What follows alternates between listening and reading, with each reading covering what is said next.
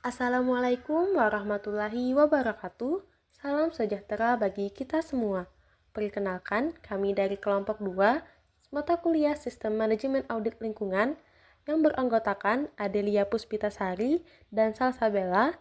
Dalam video ini, kami akan menjelaskan secara rinci mengenai audit lingkungan, mulai dari pengertian, tujuan, hingga contoh pelaksanaan audit lingkungan. Berdasarkan Keputusan Menteri Lingkungan Hidup Nomor 42 Tahun 1994, audit lingkungan merupakan suatu alat manajemen yang meliputi evaluasi secara sistematik, terdokumentasi, periodik, dan objektif tentang bagaimana suatu kinerja organisasi, sistem manajemen, dan peralatan yang digunakan, dengan tujuan memfasilitasi kontrol manajemen terhadap upaya pengendalian dampak lingkungan dan pengkajian penataan kebijaksanaan usaha atau kegiatan terhadap peraturan perundang-undangan tentang pengelolaan lingkungan. Berdasarkan Undang-Undang Nomor 23 Tahun 1997, audit lingkungan merupakan suatu proses evaluasi yang dilakukan penanggung jawab usaha dan atau kegiatan untuk menilai tingkat ketaatan terhadap persyaratan hukum yang berlaku dan atau kebijaksanaan dan standar yang ditetapkan oleh penanggung jawab usaha atau kegiatan yang bersangkutan. Audit lingkungan sebagai alat pengelolaan atau merupakan evaluasi kinerja suatu usaha. Audit lingkungan merupakan kegiatan yang dianjurkan serta merupakan tanggung jawab pemrakarsa yang bertujuan sebagai fasilitator manajemen.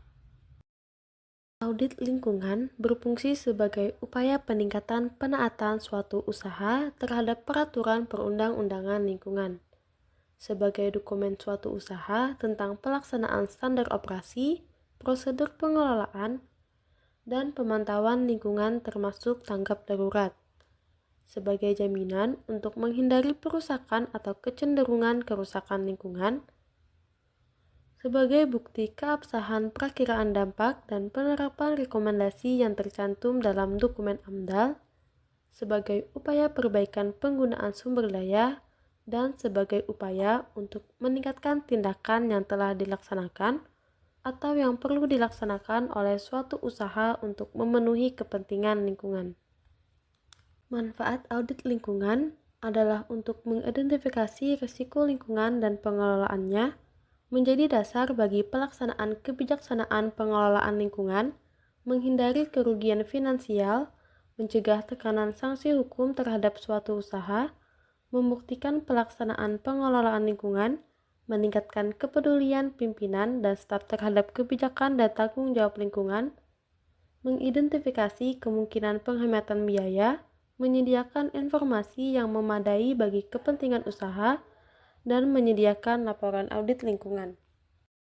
Sasaran atau hasil yang ingin dicapai dari audit lingkungan adalah pengembangan kebijakan lingkungan, penaatan terhadap regulasi, lisensi, dan standar, review tentang tindakan manajemen dan operasi perusahaan, meminimasi risiko lingkungan, efisiensi penggunaan energi dan sumber daya alam, perbaikan kondisi kesehatan dan keselamatan kerja, pengembangan aktivitas pasca AMDAL, penyediaan informasi untuk asuransi, merger, dan disinvestment, serta pengembangan citra hijau untuk perusahaan. Ruang lingkup audit lingkungan yaitu membahas sejarah atau rangkaian suatu usaha, rona dan kerusakan lingkungan di tempat usaha tersebut, pengelolaan dan pemantauan yang dilakukan, serta isu lingkungan yang terkait. Yang kedua, perubahan rona lingkungan, penggunaan input dan sumber daya alam, proses bahan dasar, bahan jadi, dan limbah, termasuk limbah B3. Identifikasi penanganan dan penyimpanan bahan kimia, B3, serta potensi kerusakan yang mungkin timbul.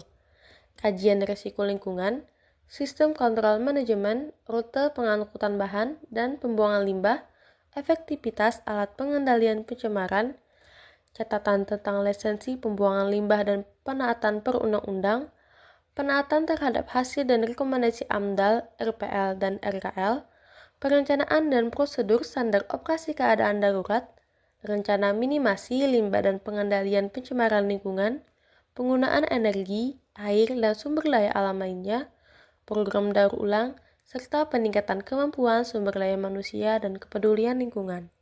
Terdapat beberapa jenis-jenis audit lingkungan.